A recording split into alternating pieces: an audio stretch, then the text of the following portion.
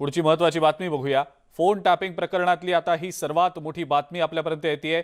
IPS अधिकारी रश्मी शुक्ला आपला जबाब नोंदवणार आहे। कुलाबा पोलीस स्टेशनमध्ये आपला जबाब त्या नोंदवतील। सकाळी 11 वाजण्याच्या सुमारास रश्मी शुक्ला आपला जबाब नोंदवणार असल्याचं समजतंय। कोर्टाच्या आदेशानंतर आता रश्मी शुक्ला कुलाबा पोलीस स्टेशनमध्ये आपला जबाब नोंदवणार आहेत। कोर्टाच्या आदेशानंतर आता रश्मी शुक्ला आपला जबाब नोंदवणार असल्याचं समजतंय।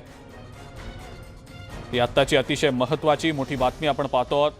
फोन टॅपिंग प्रकरणी रश्मी शुक्ला कुलाबा पोलीस स्टेशनमध्ये आपला जबाब नोंदवणार आहेत। सकाळी 11 वाजण्याच्या सुमारास रश्मी शुक्ला आपला जबाब नोंदवण्याची माहिती समोर येते।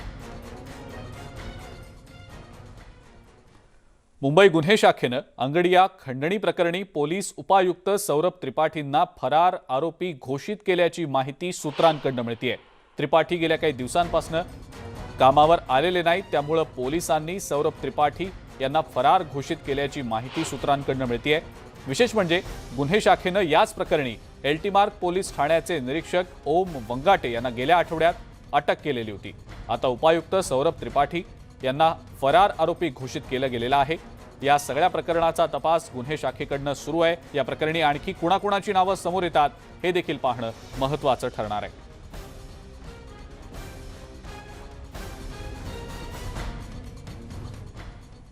पुढची आणखीन एक महत्त्वाची बातमी आता आपण पाहणार आहोत। राज्यभर आयकर विभागानं छापे टाकल्याचं समोर येत आहे। युनिव्हर्सल एज्युकेशन ग्रुपच्या वेगवेगळ्या ठिकाणांवर हे छापे टाकले गेलेत।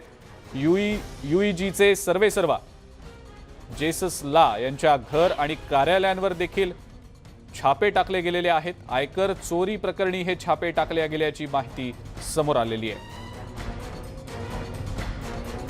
राज्यभरामध्ये आयकर विभागाकडून छापासत्र सुरू असल्याचं पाहायला मिळतंय। कोणत्या शहरांमध्ये हे छापे टाकले गेलेत आपण आपल्या स्क्रीनवर या संदर्भातली माहिती पाहतो आहोत। ही आत्ताची महत्त्वाची बातमी आपण आपल्या स्क्रीनवर सध्या पाहतो आहोत। राज्यभरात आयकर विभागानं छापे टाकलेले आहेत। युनिव्हर्सल एज्युकेशन ग्रुपवर हे छापे टाकले गेल्याचं समोर येत आहे।